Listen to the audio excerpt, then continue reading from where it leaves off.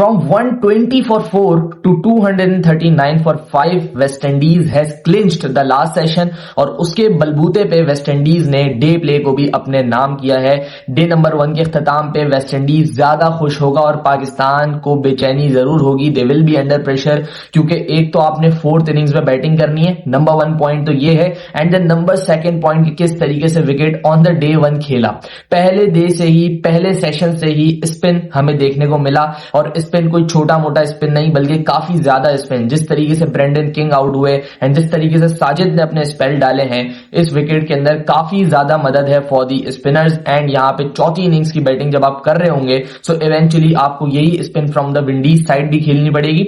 इसके साथ साथ ये जो विकेट्स होती हैं ये टाइम आफ्टर टाइम यहाँ पे बॉल बैठने भी लग जाता है। सो ऐसी कंडीशंस के अंदर चेज करना बहुत ज्यादा मुश्किल हो जाता है। एंड पाकिस्तान की तो रिच हिस्ट्री है माशाल्लाह से कि हम लोग चेज एक आसान विकेट पे नहीं कर सकते, तो ये तो फिर एक चैलेंजिंग ट्रैक है, तो यहाँ पे मुश्किल आपको लाजमी ही पड़ेगी। सो पाकिस्तान के खिलाफ अगर 300 यहाँ पे वेस्ट इंडीज कर देता है so they will be in the driving seat as they are right now as well. और पाकिस्तान नहीं चाहेगा कि 300 करें, बट अभी के हिसाब से अगर मैं बात करूं तो वो जो 300 का मार्क है वो क्वाइट एविडेंट है जितनी आसानी से Roston chase and Justin Greaves यहाँ पे खेल रहे हैं। किसी भी मैच के पॉइंट के ऊपर बात करने से पहले हम दो चीजों के ऊपर बात कर लेते हैं। नंबर 1 उबैद शाह का डेब्यू और नंबर 2 मोहम्मद अब्बास को टीम से बाहर ड्रॉप करना, उनको ना खिलाना कंडीशंस का बहाना देके, उसके ऊपर भी बात करेंगे। सबसे पहले उबैद शाह के ऊपर बात कर लेते हैं। तो उबैद का जो डेब्यू है उसने एक दफा हमें फिर से याद दिलाया है कि जो टेस्ट क्रिकेट है ना ये सिर्फ इस नाम से टेस्ट नहीं है बल्कि ये प्लेयर का एक रियल टेस्ट है।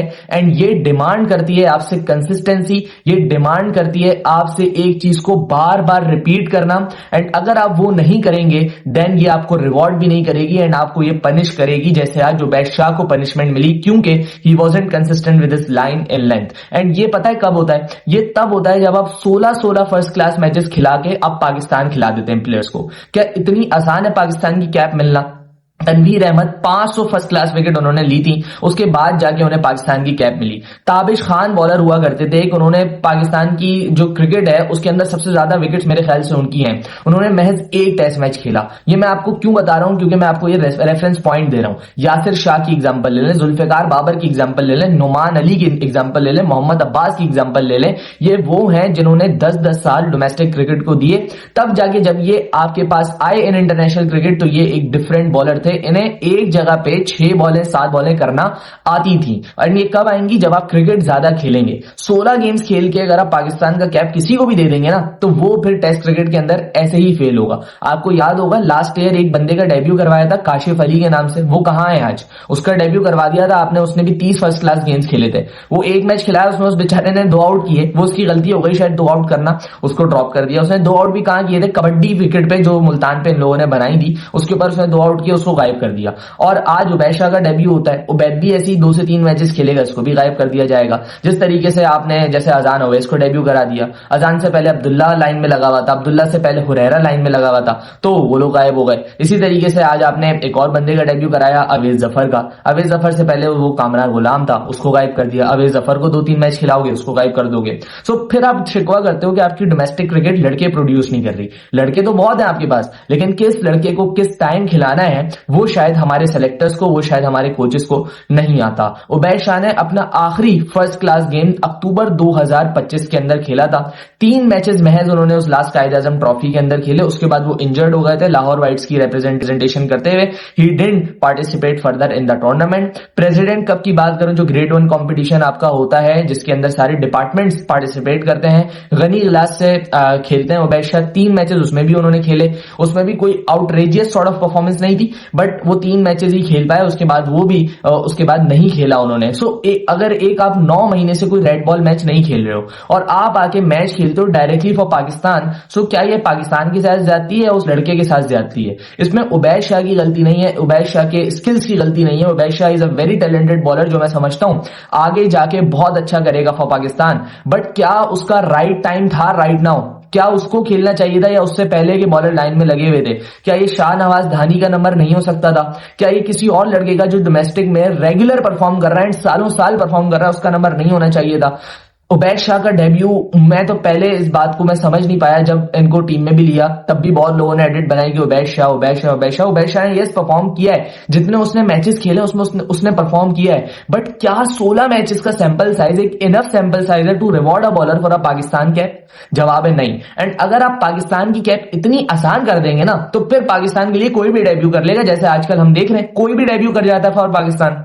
पाकिस्तान की कैप इतनी आसान हो गई है, आपके पास एक बॉलर नहीं है जो 140 करे। यार मुझे तो हैरानी होती है, मैं सच में आपको बता रहा हूं कि हम लोगों ने बचपन में अपनी क्रिकेट देखी है, बॉलर जिसकी लाइन एंड लेंथ बिगड़ी हुई गंदी तरीन लाइन एंड लेंथ भी होती थी ना, पाकिस्तान के लिए अगर वो डेब्यू करता था वो 140-45 लाजमी कर रहा होता था। और मैं सरप्राइज होता हूं कि किस तरीके से हमारे पास आज बॉलर्स ही नहीं है जो 140 करें 145 करें। उबैद ने भी एक बॉल भी 140 पे नहीं किया, और लाइन एंड लेंथ तो आपने देख लिया, एक बॉल आगे एक बॉल पीछे, एक बॉल टांग पे एक बॉल काफी फुल। सो जब तक ज्यादा क्रिकेट नहीं खेलेंगे, जब तक रेगुलरली फर्स्ट क्लास नहीं खेलेंगे, तब तक वो कंसिस्टेंसी अचीव नहीं होगी। एंड जो आपके पास प्राइमरी एग्जांपल ऑफ कंसिस्टेंसी है, आपने उसको ड्रॉप कर दिया। आपने क्या बोला कि कंडीशंस अब्बास को फेवर नहीं करती to play in this game. So Abbas ने ना 897 फर्स्ट क्लास विकेट्स नहीं है, ये 897 जो विकेट्स है ना, ये सिर्फ और सिर्फ ये ग्रासी ट्रैक या कोई फास्ट बॉलिंग सपोर्टिव ट्रैक पे खेलते हुए नहीं आई है। इसने पाकिस्तान में भी आउट किए हैं, इसने इंग्लैंड में भी आउट किए हैं,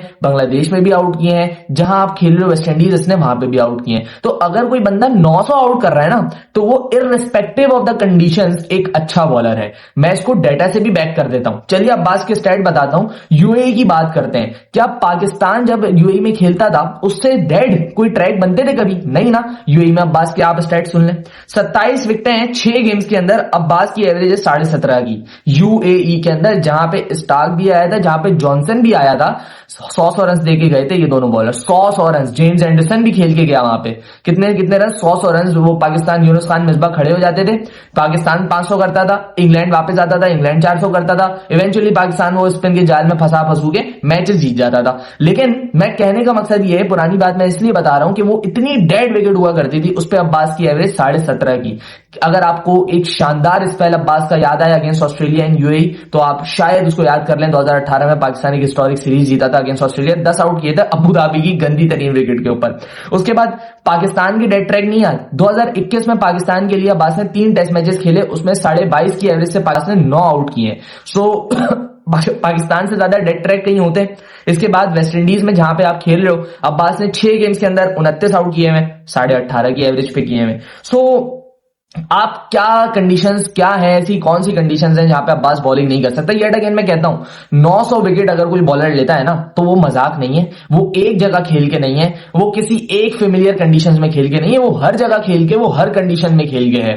सो अब्बास को ड्रॉप कर देना मुझे तो बिल्कुल समझ नहीं आया। इनफैक्ट जब पाकिस्तान का लास्ट गेम चल रहा था एंड उसका लास्ट डे था एंड अब्बास वॉज बैटिंग, सो हम सारे दोस्त ना ये मजाक में बात कर रहे थे कि यार अब्बास है ना सबसे अच्छा परफॉर्म किया, इसको अगला मैच बिठा दो, क्योंकि पाकिस्तान टीम डिजर्व नहीं करता। और पाकिस्तान की मैनेजमेंट ने वो हमें करके दिखाया आज कि भाई अब्बास बैठेगा क्योंकि उसने परफॉर्म किया है। भले आप फिर कंडीशन का बहाना बना लें या कोई भी बहाना बना लें। एंड इसमें जो कसूर है वो सिर्फ और सिर्फ कप्तान का नहीं है। बाबर के ऊपर मलबा डाल देना ये भी सही बात नहीं है। जो पूरा थिंक टैंक बैठा है, जिसके अंदर सरफराज अहमद, जिसके अंदर असद शफीक, आकिब जावेद, वो सारे के सारे इन्वॉल्व हैं। इवन असद शफीक एंड सरफराज अहमद ये तो आपकी सिलेक्शन कमेटी के मेंबर्स हैं। सो अगर ये इनके होते हुए ऐसा डिसीजन लिया जा रहा है, then I don't only blame Babar, इनकी भी उतनी ही गलती है जितनी बाबर की है। इसके बाद अब मैं अगर मैच के ऊपर बात कर लूं, सो आप पहली बॉल से ही डिफेंसिव चले गए। प्रीव्यू में हमने बात की कि शायद वेस्ट इंडीज एक तगड़ा ट्रैक बना के डिफेंसिव जाए, लेकिन डिफेंसिव उल्टा पाकिस्तान जा रहा है, जिसको अटैकिंग होना चाहिए, मैच जीतना चाहिए। टेस्ट मैच का तीसरा ओवर एंड आप तीसरी स्लिप निकाल लेते हो, 2 स्लिप एक गली से बॉलिंग कर रहे होते हो, 3 एजेस जाते हैं वहां से, नहीं पकड़ पाते सेकंड स्लिप के फील्डर्स, क्योंकि ऑब्वियसली वहां पे कोई थर्ड स्लिप थी ही नहीं। ईएन बिशप जैसा बंदा, मैं नहीं, ईएन बिशप जैसा बंदा कह रहा है कि I can not defend this any more. ये क्या कप्तानी कर रहे हो बाबर आजम आप? यहां पे तीसरी स्लिप अगर होती तो शायद हम वो टिग नारायण चंद्रपॉल या ब्रेंडन किंग कोई एक को ऊपर से आउट करते। एंड ओवरकास्ट कंडीशंस में जहां पे बॉल अच्छा खासा हिल रहा था पहले 1 घंटे में, सैमुअल बदरी ने यही बात पिच रिपोर्ट में भी की कि भाई पहला 1 घंटा बहुत क्रूशियल होने वाला है, यहां पे विकेट्स मिल सकती हैं। सो उस घंटे के अंदर अगर आप तीसरा तीसरे ओवर में, टेस्ट मैच के तीसरे ओवर में तीसरी स्लिप अगर निकाल दोगे तो इसकी जस्टिफिकेशन कैसे मिलेगी? उसके बाद जब आपके स्पिनर्स बॉलिंग कर रहे होते हैं तो लॉन्ग ऑन लॉन्ग ऑफ दोनों ही पीछे होते हैं। वो इजी सिंगल ठक करके रोस्टन चेज सिंगल कर रहा है, साजिद खान बॉलिंग कर रहा है तो लॉन्ग ऑन पीछे लिया हुआ है, ठक करके जस्टिन ग्रीव सिंगल कर रहा है। मजा ही नहीं है भाई, आओ सेट हो, बैटिंग करो मजे से तुम लोग अपनी। जब तक आप प्रेशर अप्लाई नहीं करोगे, जब तक आप विकेट्स के लिए नहीं जाओगे, ये मैच आपकी गिरफ्त से बाहर जाता जाएगा। एंड इनफैक्ट पाकिस्तान के जो बॉलर्स हैं, आज उबैद ने बिल्कुल खराब बॉलिंग की, इसके अलावा Mohammad Ali was very decent, नया बॉल भी बहुत अच्छा किया, देन कम बैक स्पेल्स भी उन्होंने बड़े अच्छे किए। लेकिन आपको स्पिनर्स की तारीफ करनी पड़ेगी, एंड एक तारीफ आपको फिर टीम मैनेजमेंट की भी करनी पड़ेगी, वेयर इट इज ड्यू, कि भाई इन्होंने जो टीम खिलाई है ना, that is a really good team. ये जो दो स्पिनर्स इन्होंने डाले हैं, मैं शॉक हो गया था टीम देख के, लेकिन जिस तरीके से विकेट खेल रहा है, मैं कहता हूं कि इन्होंने विकेट बहुत अच्छी रीड की है, जबरदस्त विकेट रीडिंग हुई है। यहाँ पे दो स्पिनर्स बनते थे, एंड आपको ये कंडीशंस बता रही हैं, लेकिन अब्बास का बाहर होना फिर भी नहीं बनता था, उसके ऊपर हम बड़ी तवील गुफ्तगू कर चुके हैं। सो दो स्पिनर्स के साथ एक तो इनको एडवांटेज आता है कि यार हाँ, शायद तीसरी इनिंग्स जब आए, यानी वेस्ट इंडीज की सेकंड इनिंग्स जब हो, तो शायद पाकिस्तान को एक आउटसाइड एडवांटेज जरूर मिलेगा with the two spinners. Sajid अच्छी बॉलिंग कर रहा है, उस्मान ने भी, अली उस्मान ने भी बहुत अच्छी बॉलिंग की है अभी तक, बट बात वही है कि शुरू में आके, सुबह आके जब तक आप आउट नहीं करेंगे, ये मैच आपकी गिरफ्त में नहीं आएगा। 120 पे 4 था वेस्ट इंडीज, बल्कि मैं तो और पीछे जाऊंगा, 94 या 92 पे 3 आउट थे। वहां से एक छोटी सी पार्टनरशिप लगी जंगू एंड होप की, फिर होप एंड ग्रीव्स की, and now Greaves and Roston chase. सारा जो मिडिल ऑर्डर है या लोअर मिडिल ऑर्डर है आप कह सकते हैं, वो स्टेप अप कर रहा है, रन्स कर रहा है। जस्टिन ग्रीव तो मतलब मैं समझ रहा हूं कि ब्लॉक जो कर रहा है ना, वो बॉल ठक करके उसके बल्ले से आवाज आ रहा है, वो इतना सॉलिड खेल रहा है ना आज, मतलब मैं बहुत डरा हूं कि जस्टिन ग्रीव जिस तरीके से उसके बल्ले पे बॉल आ रहा है। और पाकिस्तान की तो एक रिच हिस्ट्री है कि कोई ना एक बंदा इनकी गले की हड्डी बन जाता है और वो पूरी सीरीज इनको मारता जाता है। जैसे 2017 में रोस्टन चेज बन गए थे, वो जब भी आते थे वो इनसे आउट ही नहीं होता था, सेंचुरी कर रहा है, वो एक मैच बचा के ले गया तकरीबन आपसे। सो यहाँ पे जस्टिन ग्रीव मुझे उसी रोल के अंदर लग रहा है। तो सुबह आते ही जितना जल्दी हो सके उतना जल्दी आप आउट करें, प्रेशर डालने की कोशिश करें, 270 280 मैक्सिमम लेके जाने दें इन्हें। और अगर आपने 300 करवाया, 350 350 करवाए, बहुत मुश्किल हो जाएगी इस विकेट के ऊपर पाकिस्तान के लिए। एंड अगर आप ये मैच हारते हैं, देन मेरे भाई मैं नहीं समझता कि पाकिस्तान क्रिकेट के ऊपर मजीद बात करने का कोई तुक बनता है, क्योंकि बहुत टाइम हो चुका है, हम लोग कोई मैच जीते नहीं है, 8 अवे टेस्ट हो चुके हैं, 3.5 साल हो चुके हैं तकरीबन। So Pakistan really need a win here, ये हम सबको पता है, प्लेयर्स को भी पता है एंड फैंस को भी पता है। सो आई होप कि सुबह जल्दी आउट करें, एंड देन कल का दिन पाकिस्तान के लिए ज्यादा फेवरेबल हो, क्योंकि आपकी जो बैटिंग लाइनअप है ना, वो भी वल्नरेबल है, क्योंकि एक जो प्लेयर था जिसने स्कोर किया था वो भी नहीं खेल रहा है। सो यस, अब्दुल्ला है, यस एक और डेब्यू है आपका अवेज जफर की फॉर्म में। सो वो दोनों एक तो ऑब्वियसली अंडर प्रेशर होंगे, फिर इमाम, उसके बाद अजान अवैस। सो बहुत सारी चीजें हैं जिसके ऊपर पाकिस्तान ने बहुत ज्यादा वर्किंग कर रही है to get back into the game. West Indies को क्रेडिट जाता है जिस तरीके से आज उन्होंने बैटिंग की to dominate yet another day against Pakistan. मिलते हैं कल के डे के बाद, अपना ख्याल रखिएगा, अल्लाह हाफिज।